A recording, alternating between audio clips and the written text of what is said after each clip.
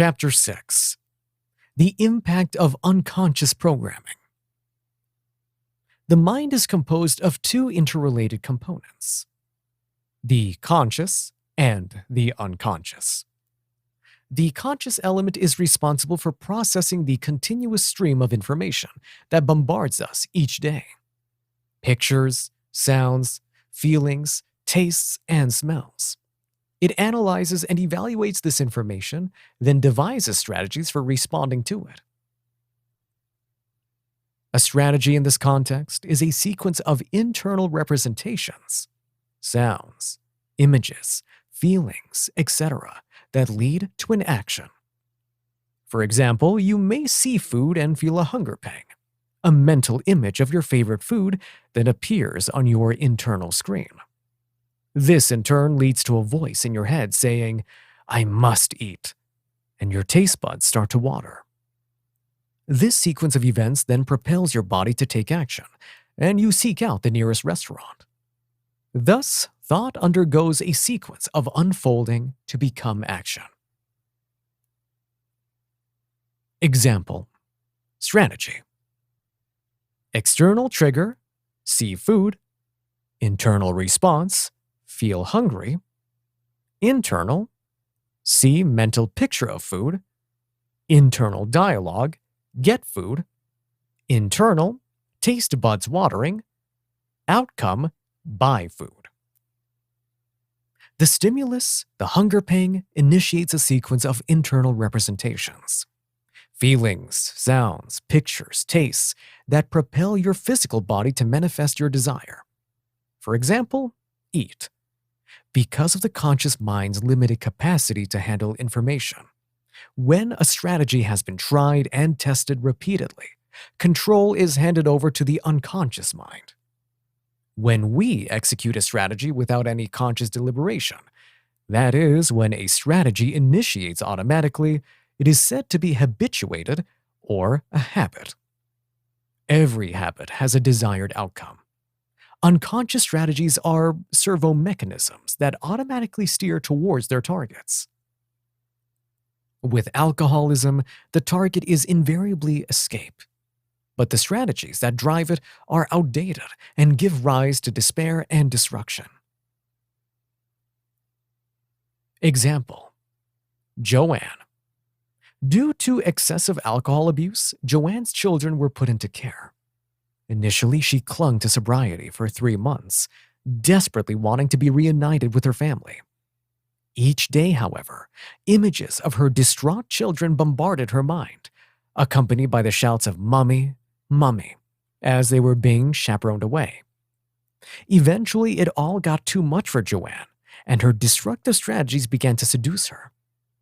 An image of a bottle of whiskey entered her mind, along with an internal voice that whispered, "All your problems will disappear if you drink." Her mind became fixated on these outdated strategies. As the internal images became more pronounced and the inner voice became more prominent, a feeling of desperation arose. Consequently, Joanne pawned her bracelet, purchased a bottle of scotch, and proceeded to purge the problems from her mind. Epilogue. Alcohol never solved Joanne's problems. It exacerbated them. Her children were in care for a further 2 years. In the interim period, she was hospitalized on 11 separate occasions after experiencing alcoholic-induced fits. She was also evicted from her accommodation for rent arrears. With no home and escalating irrational behavior, there seemed little hope of ever reuniting with her children. However, when Joanne hit rock bottom, the internal alchemist emerged.